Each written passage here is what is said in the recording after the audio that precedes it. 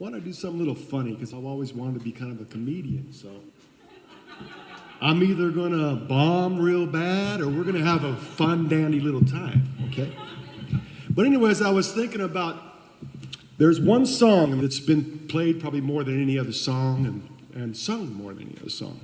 And I thought, why don't I take different songs and put that melody into the song, you know? So I thought, I'll just take Bible stories. And then at that certain time, whatever the Bible story was, maybe there'd be a certain song that we can relate to that goes along with the story. So I thought, I'll try this out on you tonight. So I was thinking about Adam and how he was created by God from the dirt.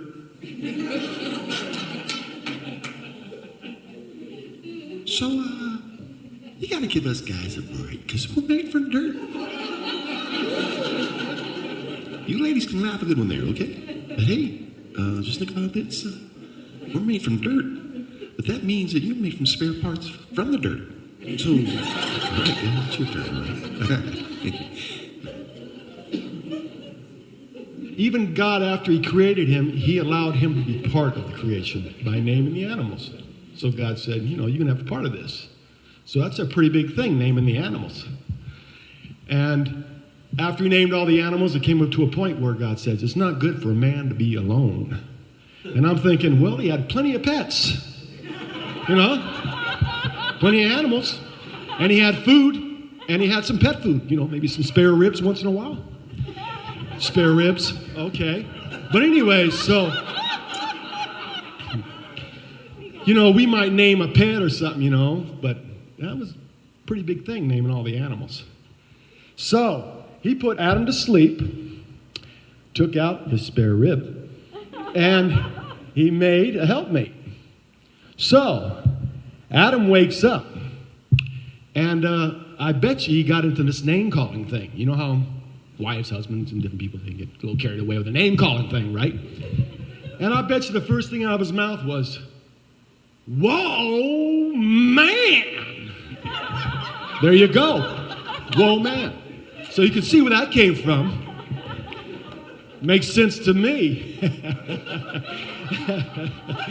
Anyways, we were talking about being alone, and I was thinking, well, he wasn't really alone, but he was probably alone and alone. Because when you say something twice, it's more potent, right? Alone, alone. Like Jesus said, verily, verily I say unto you. He didn't say, verily I say unto you.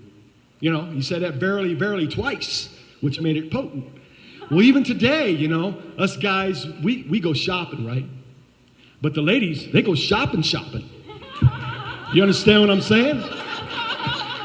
And the reason why they go shopping, because they spend money. And I know by experience, and I better be quiet right now, because I might be alone on the couch tonight if I don't say that. So you got, anyway, so whenever you say something twice, it's a lot more potent.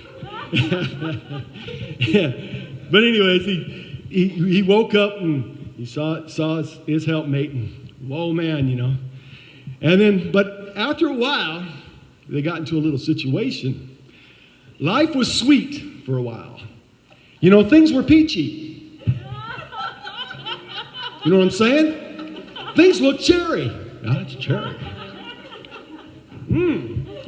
Now that's appealing. Woo! Yeah. And check out that figure. But anyways,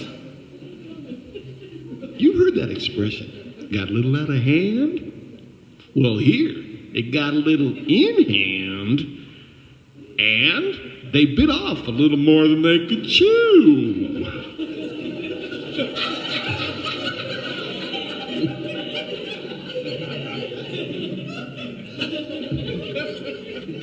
The food, out of all the places, the things they had to do, there's only one thing they couldn't do. We're talking one thing in the whole garden.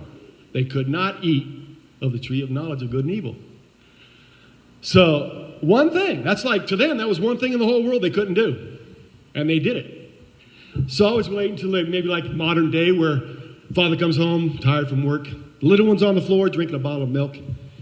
And he tells the little one, he says, whatever you do, Don't put your mouth on that light socket when you got fluid in your mouth. About 2 seconds later, the baby's shooting across the floor. He's got 3 little dots on his mouth, right? Because he's definitely going to put that lip on the light socket and get shocked. Same thing there. They had one thing they couldn't do. Here they are.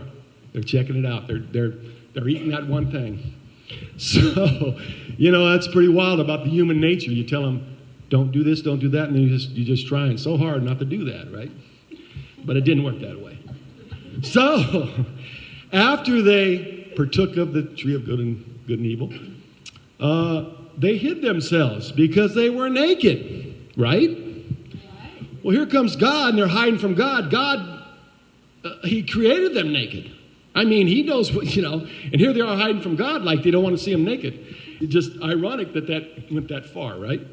So, I didn't get into my song yet because it's amazing how the lyrics fit so many different songs.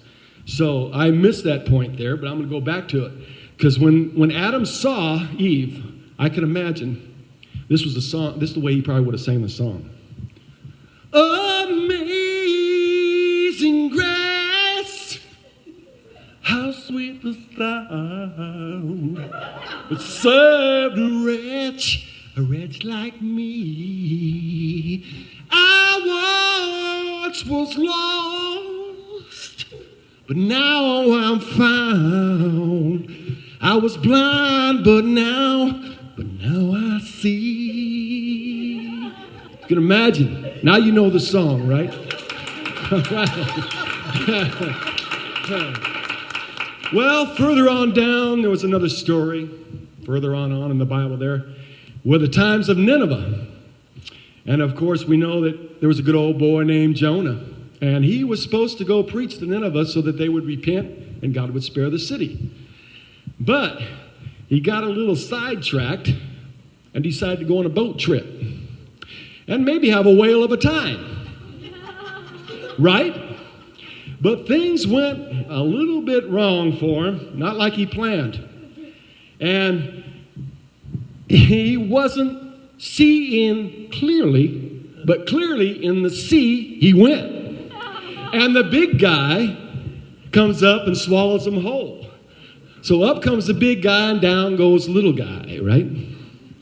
And you can bet it wasn't a pretty sight because there was no bathroom.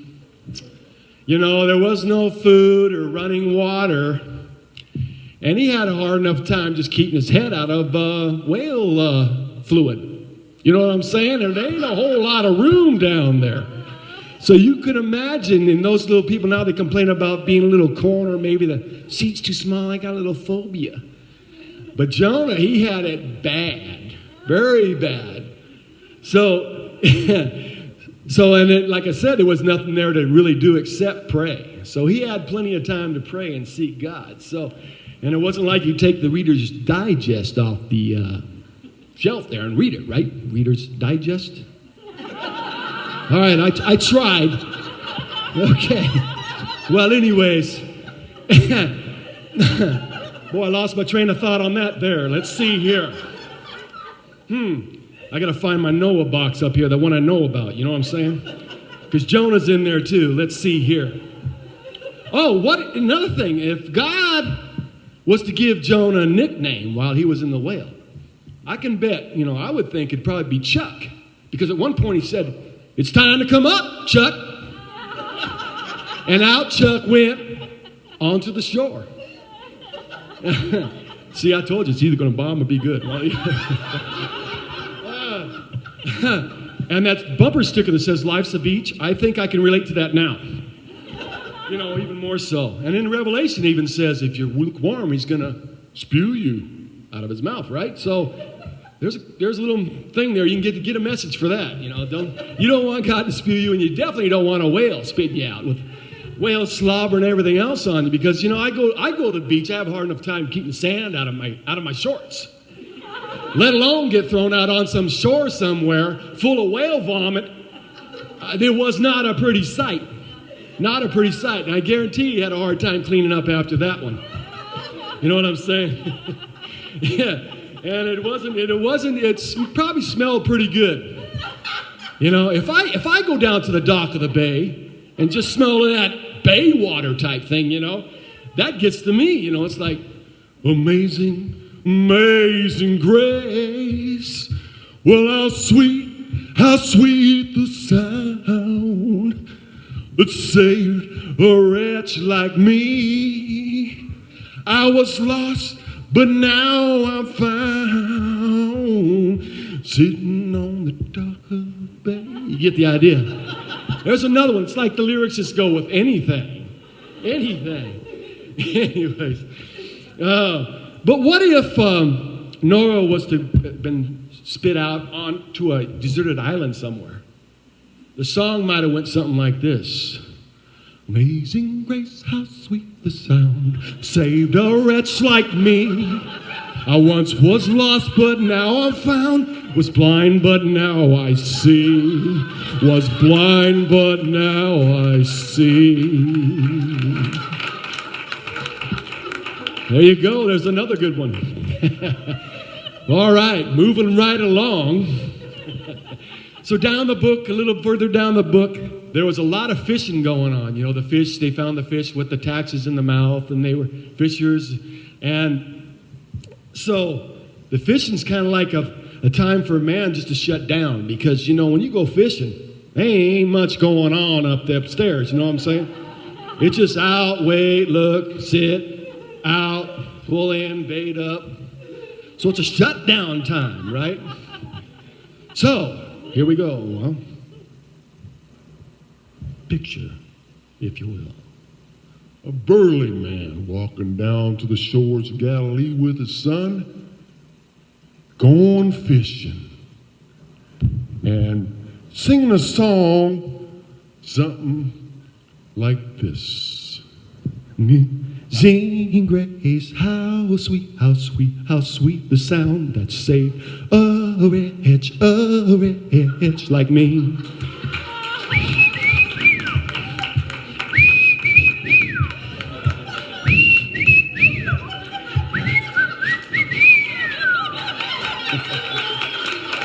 Oh, trying to whistle there. My whistler's kind of kicking out. But I've got one more whistle song. I was just thinking I'll do one more so we can get moving on. But later on down in the New Testament, I got to test the cement. Not bad, Sizzler. But later on down in the New Testament, Jesus was walking a donkey. Was on a donkey. They had to walk the donkey to him. You know what I mean? You know, there's a lot of things going on up here, and us guys, you know, sometimes we just got to shut down and think for a little bit because there's way too many boxes to choose from up there. But anyways, Jesus was riding on the donkey. People were hollering, screaming, praising God, waving palm branches. And I can bet you there had to be some nutcase out there, one guy out there just in La La Land, maybe singing the song something like this. Amazing grace, how sweet the sound that saved the wretch like me, who once was lost, but now I'm found, was blind, but now I see.